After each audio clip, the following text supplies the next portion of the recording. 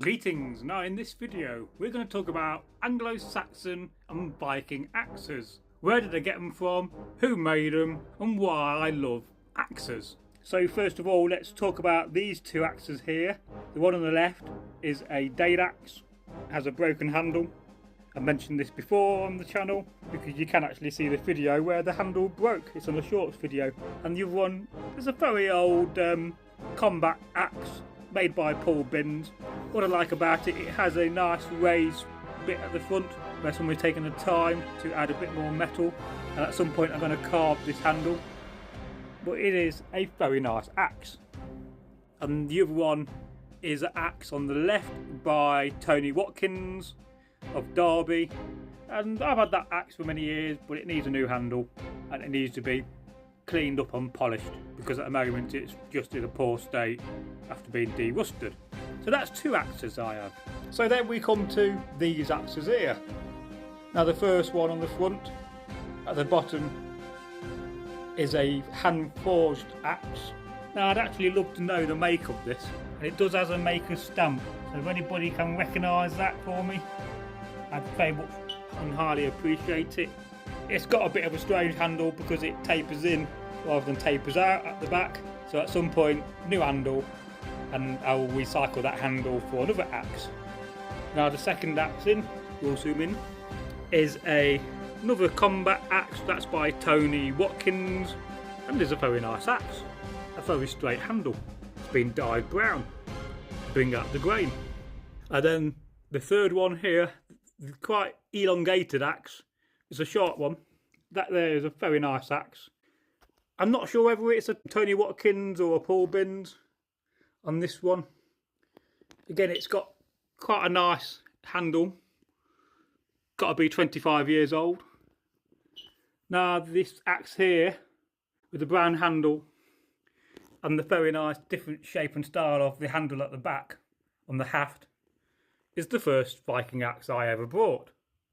I think I paid £15–20 for it, and that again is a Tony Watkins.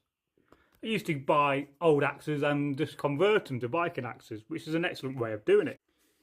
And then lastly, the one at the back, which is a very heavy axe actually, so you need to be quite strong to use this axe at the back. We'll have a little bit of a zoom in, and no idea of the make of that, so it could be again a Tony Watkins. I don't think he makes things anymore, but I'd love to know if he does. Or it could be a Paul Binns, but it could be by anybody random axe maker of Viking kit. And of course lastly we have one of my favourites, which is a Anglo-Saxon axe from the 6th to 7th century of the hoard. I can't remember the name of the guy, but he's from Sheffield and he is on Etsy and does sell a little bit on eBay. Very nice. It's individually manufactured, but I think it's probably been laser and plasma cut to size, and then it's just been heat treated in a forge and with the end here welded together. It's not done a bad job altogether of it. And the thing is, it's very light and it looks authentic to me. So that's a few of the axes. So why do I love axes?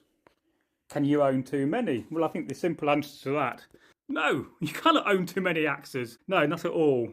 The more axes I think, the better. Of course, most of my axes, probably 80% are blunt, because they're designed for combat. Oh look, you can see into the Viking room with a crooked picture. So axes, you know, they're just an amazing thing. I've got to stand up now. Why is standing up difficult when you get old? I'm not even that old yet. So, yes, that's a few of my axes. And there are some excellent manufacturers out there. Some are better than others. Definitely compared to some of the mass manufactured stuff abroad, it's not always the best quality. So some days, you know, I recently bought a German sea axe, Germanic, but it's going to need a new handle because the handle is already deteriorating and not working out how it should be. So I think out of all these, my favourite is probably the Anglo-Saxon T-shape axe. Great for woodworking. At some point I'll demonstrate that. And I think this one here, the hand forged one, it's just a really, really nice axe. And it's got a bit of weight to it. Sorry, the unprofessionalism of the filming of this. But yeah, it's just lovely. But like I said, I'd love to know if anybody recognise this maker's mark. And I do love it when you see maker's mark. It looks like a cross with a a V inverted on top with a line above it. None of the others will have maker's marks, which is a shame really, because if you're going to take time to make stuff, I think you could take a little bit of time with just stamping a few, you know, simple lines like this as a maker's mark, because I just think it's good to have that history on the object you're buying, and you have. And of course, the other thing about it is then you're always going to know who made it. And it's also about taking pride in your work. Not that I'm saying that the guys that made these don't take pride in the work. It's just that some manufacturers and some makers just choose not to stamp a maker's mark. And it makes you think, how old does that go back to? Does that go back to the Iron Age? I expect it probably does. I expect some people who made stuff in those times would say to themselves, well, yeah, I'm going to leave a mark on this lovely, Iron Age sword I've made, so people know that it's me. You see, branding isn't a new thing. Now, the handles of these, or the hafts or shafts, depending on what you call it, I don't think there's a correct term for that. I've always called it axe handle and handle. Some people will make, oh, it's an axe haft or a shaft. Shafts to me are always longer, more like spears, and a haft is probably longer too in the sense of a Dane axe. So all of these are made from ash.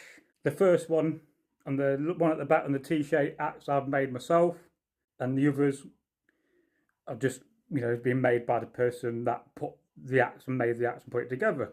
Of course, you should always try to linseed your handles up to treat them to stop them going dry, because if they get dry, they can get brittle, and that increases the risk of them breaking. And the last thing you want during a Viking battle reenactment is your axe to break and fly off, because it could potentially hurt somebody, but thank the gods they're blunt. And I have seen this in real life with swords, where people are fighting with swords and the swords break in half and literally go flying.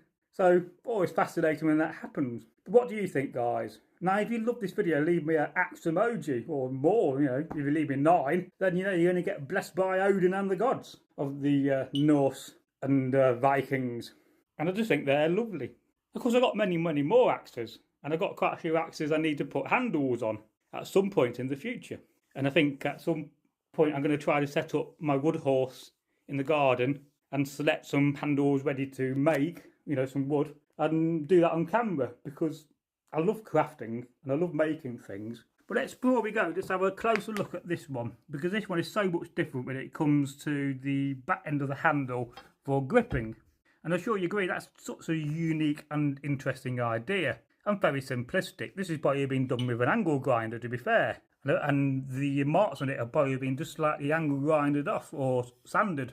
But I think that's quite unique. Of course, the other alternative, if you don't want to put grooves in your back of your handle, and you could improve that by putting silver or gold or bronze, copper, brass wire, twisted even better.